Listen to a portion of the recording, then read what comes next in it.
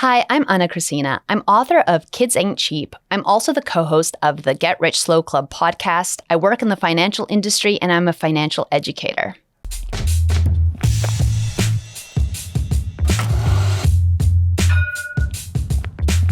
Hi, I'm Owen from Rask Australia. Thanks for tuning in to the Rask Network. Before we get into today's show, there are a few things we have to go over. Firstly, what you're about to hear and see is limited to general information only. It's not personal financial advice like you'd get from a financial planner. Also, it's important to remember that past performance is not indicative of future performance. That means that anything that's happened in the past, or we say today, is not necessarily going to reflect what happens in the future. Lastly, please consider that any of the guests or myself are featuring on this program may have a financial interest in some of the products or shares mentioned. That's enough from me. I hope you enjoyed today's program. Anna, welcome onto the Australian Finance Podcast today. Thanks for having me, Kate. Now, we're going to be talking about kids and the fact that they're not cheap because you have just released, very excitingly, a brand new book called Kids Ain't Cheap, How to Plan Financially for Parenthood and Your Family's Future, which, as I recall, is everything you wanted before you had your kids. Yes. I wanted to make sure that I was financially prepared to have kids. That was something that was very important for me. And actually, I thought I wanted to have kids before I met my partner. So mentally, I was already preparing at that time because I didn't have a partner and I didn't know what the future held. And in the case I chose to be a single parent doing it on my own, I knew that it was incredibly expensive, both from fertility and conceiving all the way through to having a child. So that was something that I definitely had to plan for before having kids. And then fortunately, I found someone to have a child with. No, fortunately, my partner was on board as well, wanted to have kids. And then we planned our financial future together prior to having kids. Reading through your book, I was amazed at the sheer cost of things. Like, it is not cheap having children. Like, it's a big decision to make. It's a huge decision. And it's something that you can't take lightly, especially with the cost of living right now. There's a lot of hidden costs that even comes with having a child. Often people think of the initial things such as IVF and fertility, childcare costs, or as I refer to in the book, early childhood education and care. Those are all huge costs and just the upfront costs of having kids. But then there's all these hidden costs when it comes to needing more space and potentially bigger housing, electricity and gas. Those are all bills that amplify as you have more little humans in your house, along with transportation and schools. That's a huge topic. And food. Food is a big one as well. So, absolutely, kids aren't cheap. And there's a lot of hidden costs that you don't think about when you initially think about having children. Yeah, it's interesting because at the moment I'm just thinking my life's pretty expensive, my grocery bill's going up, like adding multiple other people, that's a lot to think about. Yeah, yes, it really is. I think also there's a big challenge for people when they have one child. They know how expensive it is, and then deciding to have a second child, if that's something that someone wants, how much of an impact that can be because you've already had one. Mm-hmm. And there are some things that do get reduced as you have a second child. You might be able to use the same car seat or the same pram, but as they get older, those are two different kids that go do two different activities, that go to potentially two different schools at some time as well. And it just amplifies as they get older. What are some of the steps that you and your partner took to prepare financially for having your first child? And maybe if there's some steps you didn't take, what you wish you did? Mm-hmm. One of the first things we did is we looked at our budget and how much we were earning and also what our expenses were. And then we tried to project how much it would cost to have a kid in the first year. And funnily enough, the first year is not as expensive as additional years, but there is a big loss in income that happens often as you have one parent who takes parental leave. And this gets talked about quite a bit, but it is the only time really in your life where you lose income and you increase your expenses. So it is like a double whammy. You're losing money, but life is more expensive. And how do you navigate that? And especially for women, there's a loss of income because they're usually the ones who are the ones that take parental leave. But then there's also the loss of super. So you lose out on the compounding that happens over time. So the things that we kind of did is we looked at our budget. We wanted to make sure that we were actively still saving and investing while we could. One of the things I really did was focus on the growth of my career and my income. So I was actually, I got a promotion literally like the week that I was going on leave in my first role and in my first role, with my first child. That was something that was really important to me. So I really wanted to ensure that I was set up for when I came back. And that's something that you have to kind of think about. We ensured we had the same financial goals because we wanted to make sure we were aligned. There's a lot that you need to think about. Who's going to take leave? For how long? Does your job actually pay any parental leave?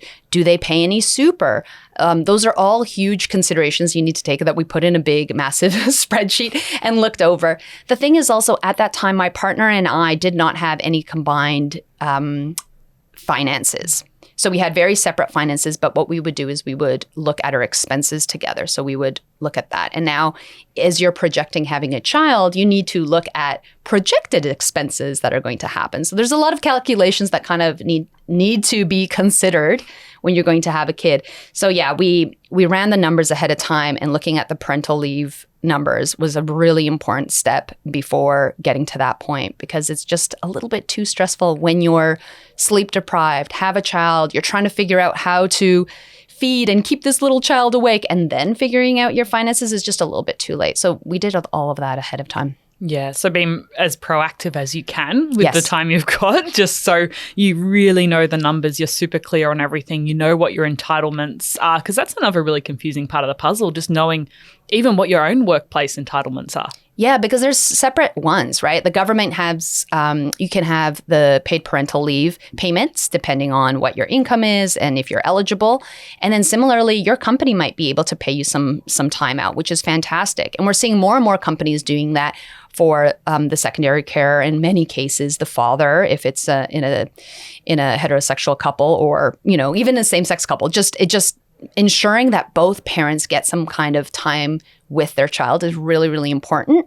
And the benefits are really great, right? If a company supports that, there's also more movement that happens in a company, more people that can take on different roles. And actually, I moved in my own role in my old job due to someone taking parental leave. And had that not happened, I wouldn't have been able to move forward in my career. So I think it's really important that we have all carers take some time off so that it becomes more normalized as well. How did you involve your employer with the process? I was quite lucky with my first pregnancy that my employer was on top of this. Our chief people and culture officer was a single parent who really advocated for good parental leave for people in the company. And that was something that I really loved, because it then empowers employees to take that time off, to spend time with their families, but then also empowers them to come back in a great situation. So I was quite fortunate in my role that when I came back to that role, I could come back at 3 days with full pay for the first month. And then the second month, it was 4 days at full pay. And having that kind of reintroduction to work while supporting you, with reduced hours, is really powerful for people to come back and feel confident in their role. So I think that there's a lot that could be done from an employer point of view in supporting employees, especially mothers who take a longer time off to come back to work.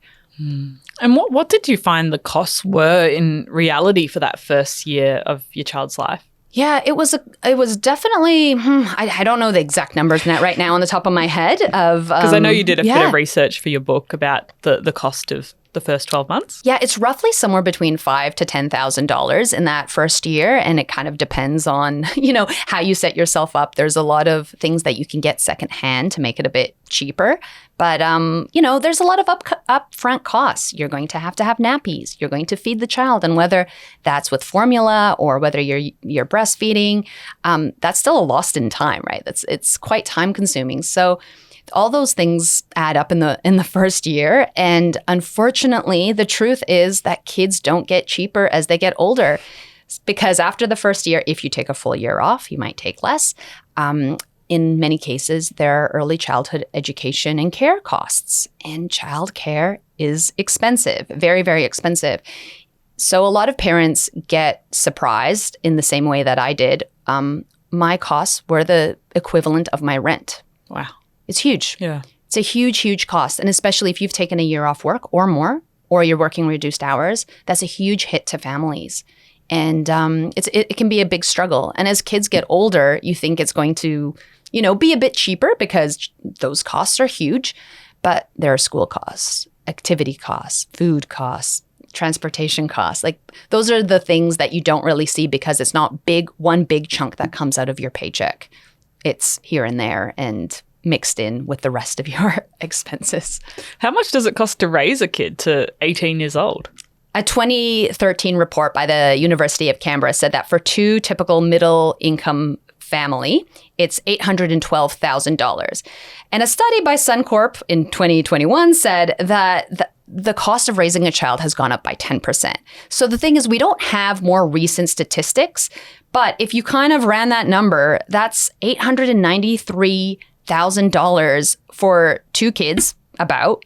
And for one kid, that would be $446,000 to raise a kid to 18. That is a lot of money. Yeah. And chances are, because this data is a little bit older, we don't have more recent data, it's probably higher. Yeah. And that's not including private schools, is it? Nah, it's just the average, right? So it's the average of low income, high income, and somewhere in between. Yeah. I think it'd be a tricky number because a lot of people wouldn't be keeping track of all those costs. Like the food would just be part of the normal food budget and things like that. Yeah. So I like to think it's about $500,000, like the way I think about it. Yeah. If I'm going to account for inflation and the cost of food and life at the moment, that's a lot of money. And if you have two kids, that's about $1 million that you're spending on a child, on two children. Spread out over 18 years. Yeah. Yeah.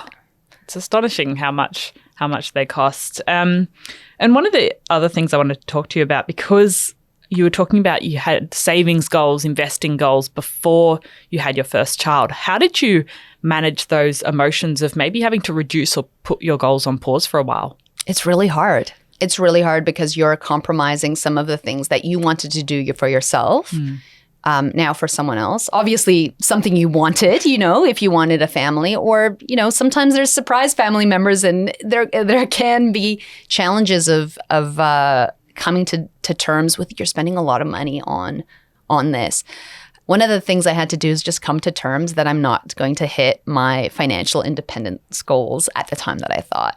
So I was well on way. And to be honest, I probably would be retired had I not have two kids at this point. Well, not retired, but financially independent. Yeah.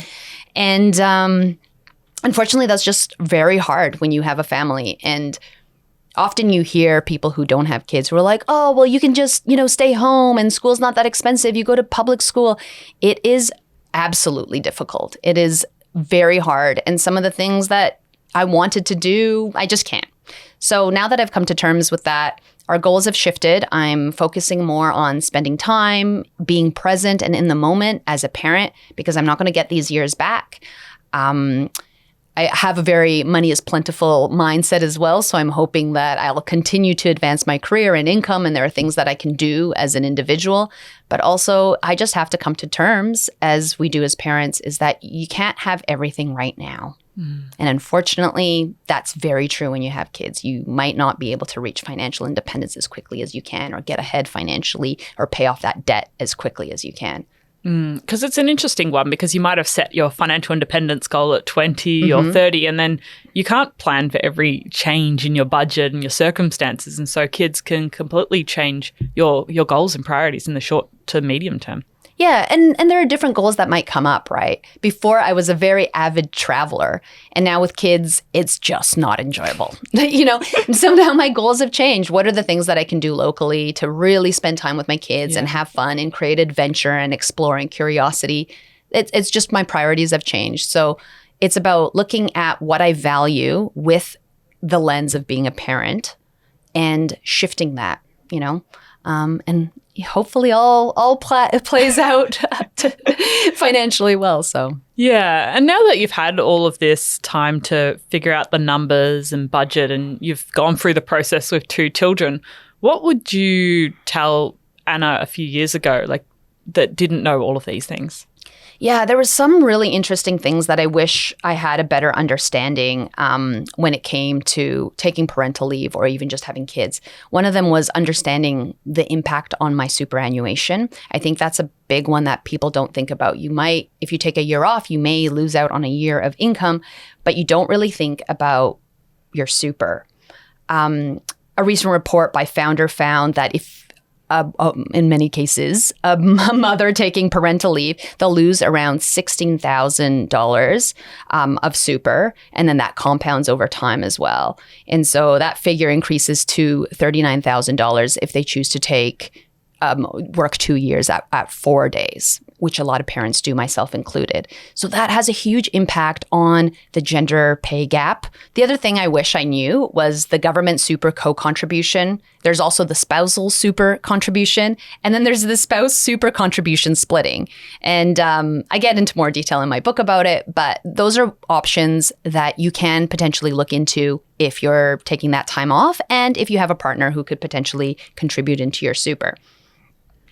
The other things I kind of wish I knew about was the implications on the paid parental leave and the childcare subsidy from the government, because all of those are impacted based on what your income is and what your activity is. So for example, how much you're working, how many hours, and so forth. And all of that can really impact things. At the time that I was going on parental leave, and this has now changed, but at the time when I was going on parental leave, I ended up selling a bunch of shares that I had from the company that I was leaving. So a lot of options I sold. This is great. It's going to put me in a great financial situation, or at least so I thought. But then I ended up going over the threshold, which means that I had to pay full early childhood education costs, and I got no subsidy for the paid parental leave. Now, again, speaking from a place of privilege, quite grateful. But if there are parents out there who potentially have a investment property that they're thinking, hey, we're going to fund some time off so we can spend more time with our kid, this can potentially impact your financial future, especially what you're thinking you're going to get subsidized. So these are things I kind of wish I had a better understanding when I was planning my own parental leave. Yeah. Does the government have any tools or calculators to work out what your entitlements are for this? Yeah. You can go on the ATO website and I think on the Centrelink website where they kind of do run this out. But all of the little nuanced issues around what you're entitled to, what you can get, and so forth are on many different pages. So I've tried to kind of outline that in a way that just is a little bit easier to navigate so that you understand what the differences are. For example, I think with early childhood education and care, it really depends on what center you choose your child to go to, because it depends on how many hours they're opened, and that can impact what your subsidy is for your childcare subsidy. And had you not known that, it's really hard to navigate and figure that all out. So there's a lot of interesting little nuanced things when it comes to figuring out the cost when it comes to that type of planning. Yeah, it's a tricky thing to navigate. So it's good that there is finally a resource that lays all of this out in one place in your book, Kids Ain't Cheap. And what about the other side of having conversations with your partner if you're having a kid with someone else? How do you start navigating these discussions about before you have a kid, having a kid, all of the different costs involved, how you're going to split things like that? Yeah, it can be a hard conversation sometimes if money hasn't been something that you've discussed previously. So I think, talking about what your common goals are, what your values are might be a really good one, starting with, does anyone want to take some time off to be with the kid? And who would that be? How would we split that if we're both going to do that? And how much money do we need in order to reach those goals? And having sometimes a common goal or a common focus will help navigate that, because there's other things you need to consider. Wills, prenups, if that's a thing, there's a whole bunch of things that you need to consider prior to having a child. So thinking of having a life together with this kid as a common goal and what kind of life you want to have is a really important one, because then it makes it easier to look at budgets, look at expenses, figuring out the costs and so forth. Did you speak to anyone during this process? Because I know you've got some case studies in the book that was single parenting. Yeah. It's always harder for single parents because they have to rely on themselves. There's really no one else. So I did talk to a couple single parents who find it really hard and try to set up as much as possible ahead of time. And there's also situations where people go through separation or divorce, and there's a lot of financial impact that can happen as well on the parents, but also on the children. So if you can kind of set up as much of that ahead of time to try to kind of navigate all of that, and for single parents being able to have a village to rely on as well, which I know is hard. As someone who has no family here, I can only imagine how much harder it is for single parents. So being as prepared, especially with all of the paperwork ahead of time, to make sure that you know what's going to happen to your child in the case something were to happen to you, in the case that something were to happen to your relationship, is really important in a way to manage and mitigate any risk. Yeah, there's a lot of things to think about. I know not everyone has the ability to have their family support them, maybe with childcare or just having someone to call when things don't work out. Yeah, absolutely. And like we've lost a little bit of that family as a village, and I feel so envious when I hear of people calling their grandmas and grandpas to look after their kids. Because it can be a huge benefit. Having family involved can financially benefit a household, but it also creates such important bonds. And the big thing is the transition to parenthood is one of the biggest stressful times in someone's life, because it is something that you change your identity, you change who you are, you change your relationship to life, let alone money.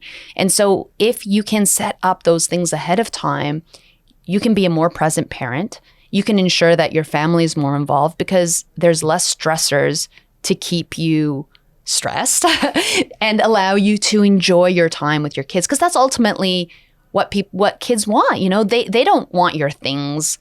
They want your time. They want your presence. They want you to be there. So if you can try to reduce that stress, and money being one of the biggest causes of divorce, it's great to be able to set that up as much as possible ahead of time if you can. Yeah. Was a tool that helped you with this automating things like bills and savings goals and investing? Yeah, absolutely. And that's why I said it's trying to set this up ahead of time makes it so much easier. But a big thing was exactly that. Automation is a huge one, whether you're just automating your bills or automating, your savings going to the side, or having a system in place, and having those systems really kind of reduces the time that you need to deal with those tasks, right? Yeah, because you're sleep deprived at the same time, aren't you? Oh, it's so hard. It is. Yeah, it is very hard for new parents. And I think that sometimes the reality doesn't set in until maybe that first year when you're thinking about returning to work or, Yeah, hard things to navigate. And what about childcare? Because I haven't had to experience this myself, but I do read a lot of articles, and I've had a lot of friends talk about just that, the cost of childcare, and it makes the decision of returning to work, or do we work part-time, or does someone work from home? How do you navigate those conversations and working out the trade-offs? Yeah, it's hard with early childhood education and care costs because a lot of times it's focused on the mom's earning, because in a lot of cases, the mother takes time off from work. And so one of the things that I advocate for is looking at as a holistic expense and not thinking about this or that, because there's a lot of benefits to early childhood education and care for kids, right? They meet other people, they're learning new things, but it's also so important for someone going back to work. Women, older women are more likely to be homeless and more likely to be in poverty. And a huge reason for that as well is due to the fact that they've taken off so many years to raise children and don't have as big of an income as potentially their male counterparts. And so ensuring that women go back to work, it is really important to kind of look at the pros and cons of putting your kid in childcare. And it's an emotional conversation as well. So I'm not going to touch on that part, but I know that it's very hard sometimes for parents to go back to work because they want to be a part of their kids' lives. The thing with early childhood education care costs is they're really huge. The ACCC just did an inquiry into the cost of early childhood education and care. And they found that the cost of early childhood education has risen more so than inflation and wages over the past 4 years. In fact, it's somewhere between 20 to 32%. So it's really high, and it makes it quite unaffordable for a lot of parents. In which case, this is a huge thing for new parents that they need to navigate these costs. And also, there's also a lot of implications when it comes to early childhood education because there aren't enough educators. A lot of centers are needing to shut down or asking for parents to pick up their kids because they don't have enough of them. These educators have quite low wages when it comes in comparison to other educated professionals in different fields. And so it's really hard to kind of even find a center that you are happy with to send your child. And this is a big issue that is happening across the country that we kind of need to look into as well. So all of it kind of the economy and what things are happening and who's employed all kind of filters down to parents having to navigate this space and wanting to go back to work. So there's a lot of stress that can happen in trying to find the right center, figuring out the cost of it, making sure that it's high quality, and it can be really hard. Is this something you've got to start thinking about before the child's born? In a lot of cases, you need to put your name down on a wait list while you're pregnant, which is hard. Yeah. Which is extremely You don't know hard. what your child's going to be like or anything. No, nothing. And you might not know when you go back. Are you going to go back at 3 months, at 6 months, at 2 years? And sometimes you get a spot and you just have to take it. In my case, I wasn't sure when I was going back to work last year, and I put my kid down and I got the days, and I couldn't say, hey, you know what, I'm returning back to work in July. It's like, no, you're taking the days in January and you're going to pay for them. And then if you go back in July, like, you still have to pay for them. So a lot of parents may potentially also be paying for days that they don't want to use. So the whole system kind of needs a revamp, but that's probably a conversation for another time. But lots to think about, and something that if you are raising a kid with someone else, to see as a group discussion and a shared cost as Of well. course, yeah. Because there's a lot of different reasons why it is good for people to go back to work aside from just the costs involved. And what about resources? Because we've covered a lot of different things, and I know in your book you cover everything from mindset to preparing for parental leave, navigating the childhood education system, how to set your family's future up, so looking after your own wealth building and investments and savings goals. Are there any resources besides your fantastic book that you would recommend to expectant or new parents? Yeah, there's a lot of great websites. Some of them is Starting Blocks, which is focused on raising kids. Circle In is a really good one when it comes to parents trying to navigate or caregivers the world of returning back to work. And also a lot of this information is on Centrelink and the ATO website. It's just a little bit all over the place. So because everything's all over the place, I try to combine it all in one little package. Yeah. So maybe setting aside a few afternoons in the lead up to just explore all of this, find out what resources might be available to you and what schemes you might have access to or how much. Exactly. Yeah. Because you want to do that planning up front. And, there's great little calculators to figure out how much of a subsidy you're going to get. So it's definitely worth checking out. The more data, the better decisions you can make about what you're going to do with your career and your financial future and all of that sort of stuff. For sure. Yeah. You want to know your options. And that as a parent is one of the most powerful things you can do, is just know your options for you and your family. Is there anything else you wanted to share with parents about the cost of kids in today's conversation? Yeah, one of the things that I think is very important, and especially in the financial space, a lot of people ask about investing for kids. But what I think is more important is, as parents, is to ensure that you are financially set up before you go down that route. So ensuring that your retirement is set up, that you're focusing on paying off your mortgage or having substantial savings when it comes to your housing situation.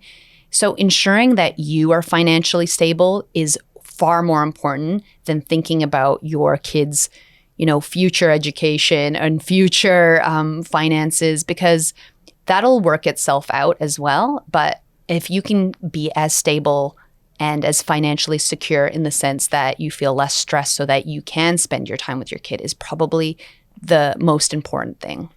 I think that's a great message to leave people with. Anna, well, Anyone listening, if you want to grab a copy of Anna's brand new book, Kids Ain't Cheap, How to Plan Financially for Parenthood and Your Family's Future, you can grab a copy on Booktopia, Amazon, your local bookstore, maybe at the airport. Yeah, anywhere. Thank you. No worries. Thank you, Anna, for coming on the show today.